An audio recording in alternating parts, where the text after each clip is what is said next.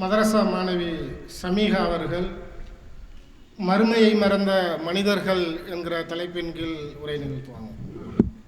அஸ்ஸலாமு அலைக்கும் வரஹ்மத்துல்லாஹி வபரகாத்துஹு. பிஸ்மில்லாஹிர் ரஹ்மானிர் ரஹீம். மதிப்பிற்குரிய அல்லாஹ்வின் அடியார்களே, அல்லாஹ்வை போற்றி புகழ்ந்து அல்லாஹ்வுடைய தூதர் மீதும் கண்ணியத்திற்குரிய குடும்பத்தார் தோழர் மீதும் ஸலவாத்தும் ஸலாமும் கூறியவளாக எனது உரையை ஆரம்பம் செய்கிறேன். அஸ்ஸலாமு அலைக்கும் வரஹ்மத்துல்லாஹி வபரகாத்துஹு. இங்கு நான் எடுத்துக்கொண்ட தலைப்பு என்னவென்றால் மறுமையை மறந்த மனிதர்கள். அல்லாஹ் சுப்ஹானஹு வ தஆலா நம் பாவங்களை மன்னிப்பானாக.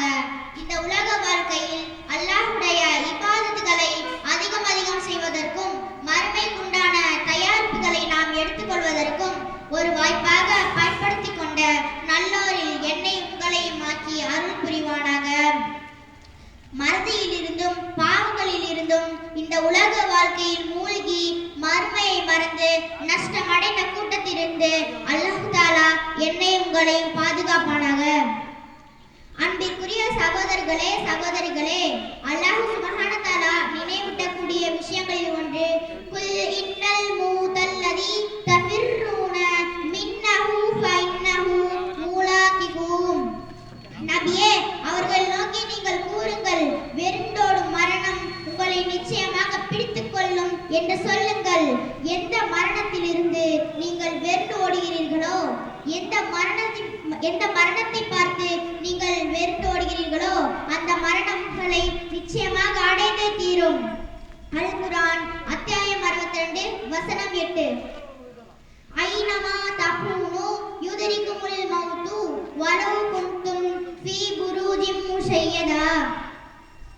நீங்கள் எங்கிருந்த போதிலும் மரணம் உங்களை அடைந்தே தீரும். மிக பலமான உயர்ந்த கோட்டை கொத்தளத்தின் மீது இருந்த போதிலும் சரியே.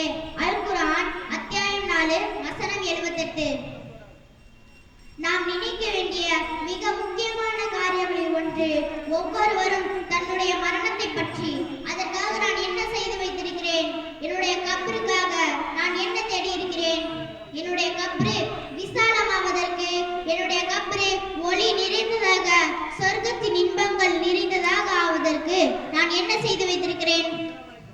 இதெல்லாம் ஒவ்வொரு நாளும் நாம் சிந்திக்க வேண்டிய விஷயங்கள்.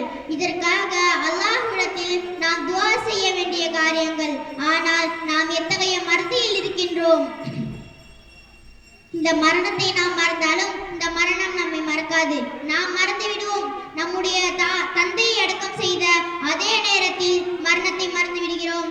தாயை அடக்கம் செய்துவிட்டு மரணத்தை மறந்து விடுகிறோம். மனைவியை அடக்கம் செய்துவிட்டு மரணத்தை மறந்து விடுகிறோம். பிள்ளைகளை அடக்கம் செய்துவிட்டு மரணத்தை மறந்து விடுகிறோம். ஆனால் அடக்கம் செய்த அதே இடத்திலேயே நம்மில் பலருக்கு மரணத்தின் மறதி வந்து விடுகிறது. எனவே அன்பிற்குரிய அல்லாஹ்வின் அடியார்களே, அல்லாஹ்வின் வேதத்தை கொண்டும் படிப்பினை பெற்று அல்லாஹ்வை வணங்கி வழிபட்டு தௌபா செய்து மறுமைக்குண்டான தயாரிப்புகளை செய்து கொள்ளக்கூடிய நல்லோரில் என்னையும் உங்களையும் ஆக்கி அருள் புரிவானாக.